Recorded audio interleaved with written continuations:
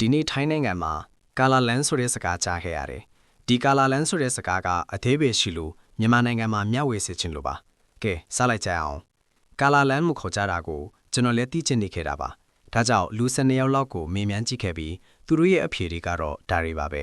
ပထမတစ်ယောက်ကတော့ကာလာလန်ဆိုတာဖွံ့ဖြိုးတိုးတက်ဖို့ညှင်းဆန်နေတဲ့ဖွံ့ဖြိုးခွင့်မပေးရဲ့အေးခက်ခံထားရပြီးကြီးထွားမလာအောင်တားဆီးခံထားရတဲ့နိုင်ငံမျိုးလို့ပြောပါတယ်ဒုတိယတစ်ယောက်ကတော့တကယ်လူတော်လူကောင်းတွေနေလို့မရပဲပြည်ပကိုပဲထွက်သွားကြရတဲ့နိုင်ငံမျိုးတဲ့ဘာလို့လဲဆိုတော့ဒီမှာဆက်နေရင်တစ်ခုမဟုတ်တစ်ခုဒုက္ခရောက်မှာမဟုတ်လို့ပါပဲ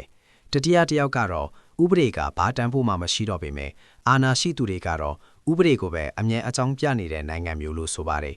အခုဆိုဥပဒေဆရာတွေတောင်တတိတွေကိုဘယ်လိုတင်ပေးရမလဲဆိုတာမသိတော့ပဲဝယ်ခွဲမရဖြစ်နေကြပါပြီကျထုထကြောက်ကတော့အကောင်းကအဆိုးဖြစ်ပြီးအဆိုးကအကောင်းဖြစ်နေတဲ့နိုင်ငံမျိုးတဲ့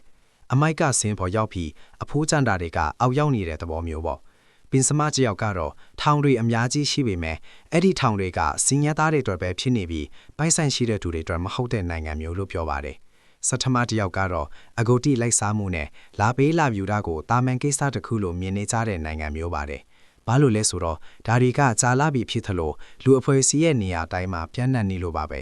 ပထမတယောက်ကတော့လူတော်တွေထက်လူဖြင်းတွေကပိုများနေတဲ့နိုင်ငံမျိုးလို့ဆိုပါတယ်လူတော်တွေကနဲလွန်းတော်နိုင်ငံကမောင်မိုက်တဲ့ဘက်ကိုပဲဥတီတွားနေရတာပေါ့အထမတယောက်ကတော့မူရစ်ဈေးဝါကိုတကြားလုံးထက်တောင်ရှာရလွယ်နေပြီးဈေးကလည်းအယံပေါ်နေတဲ့နိုင်ငံမျိုးတဲ့ဒါဟာမားတဲ့ဆိုတာလူတိုင်းသိပေမဲ့ဘယ်သူမှမပြင်ကြဘူးပြင်အားခတ်တဲ့ဆိုပြီးပဲအကြောင်းပြနေကြတာပါ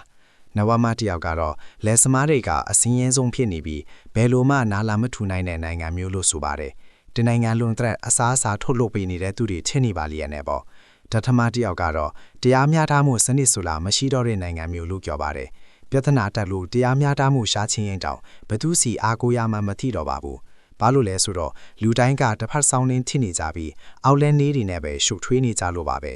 ဧကဒစမတယောက်ကတော့အထက်ကလူနဲ့ဆင်းတူပါတယ်ကာလာလန်ဆိုတာတရားရုံးတွေကပတ်လိုက်နေပြီးတရားမျှတမှုမရှိတဲ့နိုင်ငံမျိုးတဲ့တရားသူကြီးအများစုကလည်းလူကြီးပိုင်းတွေထစ်ပြီးစာရွက်စာတမ်းအခြားလက်တွေပေါ်မှာပဲအခြေခံနေကြတာပါပြင်ပလောကကြီးကိုမျက်မှောက်မပြုပဲတခြားရှုထောင့်ကနေဆုံးဖြတ်နိုင်စွာမရှိကြပါဘူးဒွါဒစမတယောက်ကတော့မောင်ခိုစီဝါရေးသမားတွေကအုပ်စိုးထားတဲ့နိုင်ငံမျိုးလို့ဆိုပါတယ်ပိုက်ဆံကအရေးကြီးဆုံးထင်နေပြီးဘယ်သူမဆိုငွေရဲ့အာဏာအောင်မှာရှုံးနှိမ်သွားကြရတာပါ